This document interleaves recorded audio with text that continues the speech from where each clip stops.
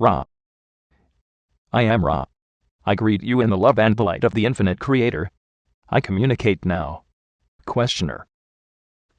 We would like to continue the material from yesterday. Ra. I am Ra. This is well with us.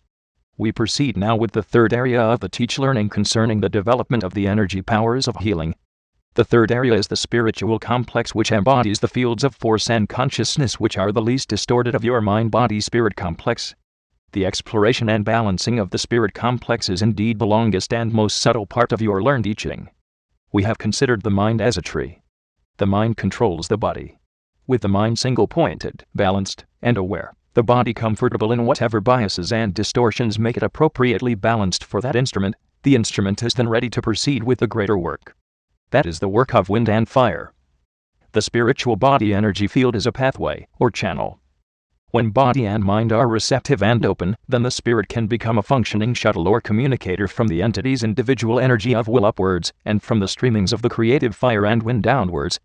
The healing ability, like all other, what this instrument would call, paranormal abilities, is affected by the opening of a pathway or shuttle into intelligent infinity.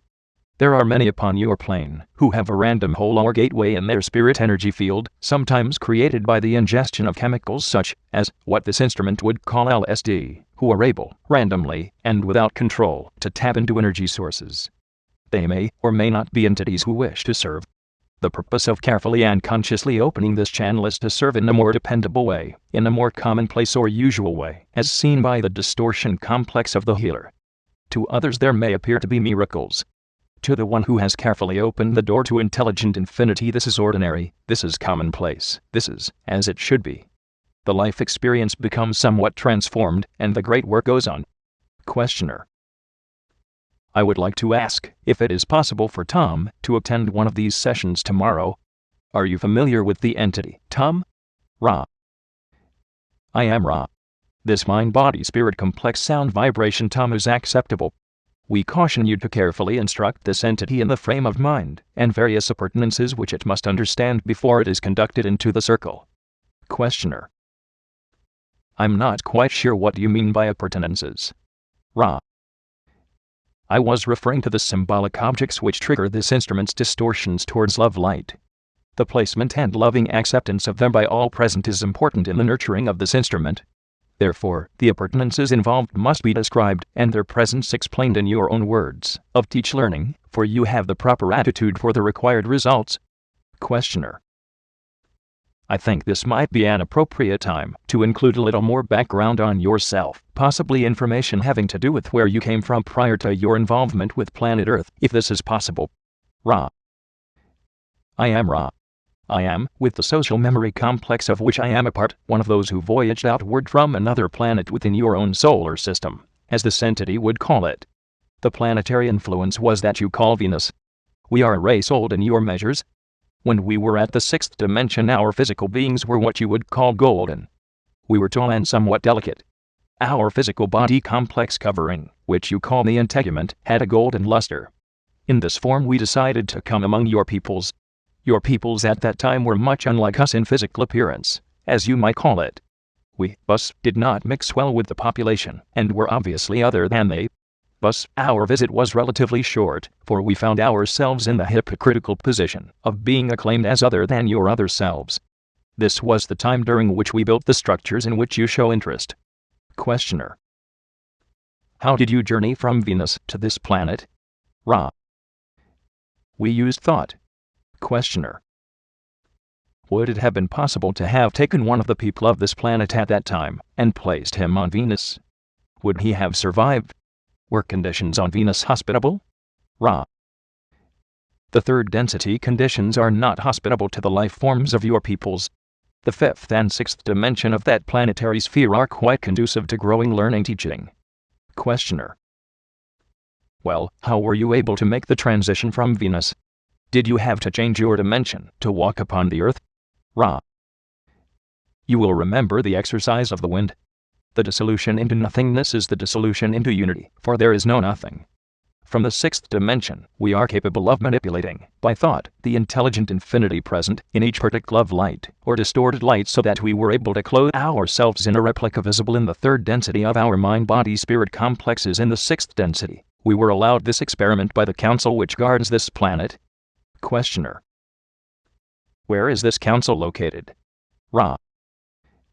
This council is located in the octave, or eighth dimension, of the planet Saturn, taking its place in an area which you understand in third-dimensional terms as the rings. Questioner. Are there any people such as you find on Earth, on any of the other planets in our solar system? Ra. Do you request space-time present information or space-time continuum information? Questioner. Both. Ra. At one time space, in what is your past, there was a population of third-density beings upon a planet which dwelt within your solar system. There are various names by which this planet has been named. The vibratory sound complex most usually used by your peoples is Maldek.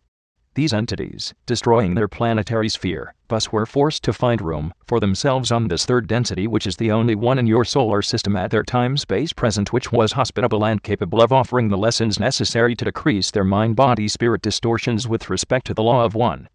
Questioner. How did they come here? Ra. They came through the process of harvest and were incarnated through the processes of incarnation from your higher spheres within this density. Questioner. How long ago did this happen? Ra. I am having difficulty communicating with this instrument. We must deepen her state. This occurred approximately 500,000 of your years ago. Questioner. Is all of the Earth's human population then originally from Maldek? Ra. I am Ra.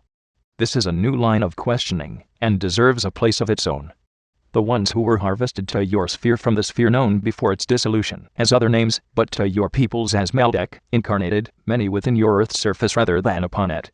The population of your planet contains many various groups harvested from other second dimension and cycled third dimension spheres. You are not all one race or background of beginning. The experience you share is unique to this time-space continuum. Questioner. I think that it would be appropriate to discover how the law of one acts in this transfer of beings to our planet and the action of harvest. Ra. I am Ra.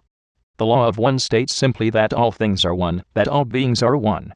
There are certain behaviors and thought forms consonant with the understanding and practice of this law. Those who, finishing a cycle of experience, demonstrate various grades of distortion of that understanding of thought and action will be separated by their own choice into the vibratory distortion most comfortable to their mind-body-spirit complexes. This process is guarded or watched by those nurturing beings who, being very close to the law of one in their distortions, nevertheless have the distortion towards active service. Thus, the illusion is created of light, or more properly, but less understandably, light love. This is in varying degrees of intensity. The spirit complex of each harvested entity moves along the line of light until the light grows deglaring, at which time the entity stops. This entity may have barely reached third density, or may be very, very close to the ending of the third density light-love distortion vibratory complex. Nevertheless, those who fall within this octave of intensifying light-love then experience a major cycle during which the opportunities are many for the discovery of the distortions which are inherent in each entity, and, therefore, the lessening of these distortions.